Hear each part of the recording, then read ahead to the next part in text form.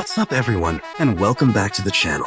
First of all, thank you so much for 2,000 subscribers. To celebrate this milestone, today I'm breaking down my American Psycho edit step by step. I'll show you the exact clips, text animations, effects, glow settings, transitions, and everything I used to create the final result. So if you want to recreate this edit or improve your own edits, stay till the end.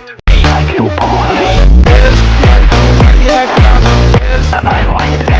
It's simply not possible. Why isn't it possible? It's just not. Why not, you stupid bastard? Because I had dinner with Paul Allen twice in London.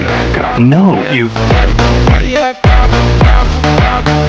Now, if you'll excuse